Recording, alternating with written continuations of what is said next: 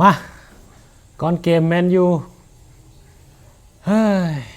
เนาะกับเตะอีกแล้วสุดสัปดาห์กับเตะกลางสัปดาห์กับเตะเนาะก่อนเกมโอเคจบเพียงเท่านี้แหละ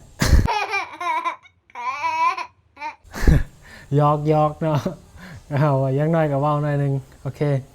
11ผู้เล่นตัวจริง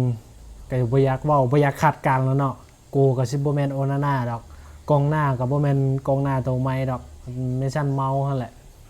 กูกับมือซองหั่นแหละเนาะบ่อยากคาดการณ์ละเอาแบบนี้แหละเอาให้มันสุดให้มันเละสุดๆไปเลยเนาะถ้าเกมนี้ยังเสียอีกนี่พ่อ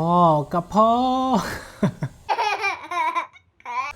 โอเคเนาะถ้าเบิ้งคืนนี้แมนยูเจอเบอร์ลี่เนาะลินยู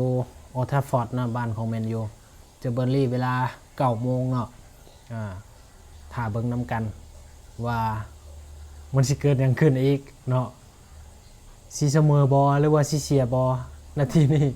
คาดหวังฮอดชนะยังบ่ได้เทื่อเนาะคือหลุดออกทะเลไปเรื่อยๆเนาะอ้าว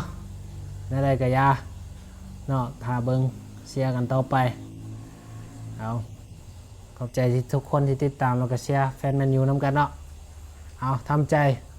ลุยต่อไผที่มักนอนดึกและบ่มีเวลาเบิ่งแยงตัวเองแล้วมีปัญหาเรื่องสิวฟ้าหน้าดำแนะนำครีมเดย์แท้เฮ็ดให้หน้าขาวใสลดสิวควบคุมความมันเห็นผลทันที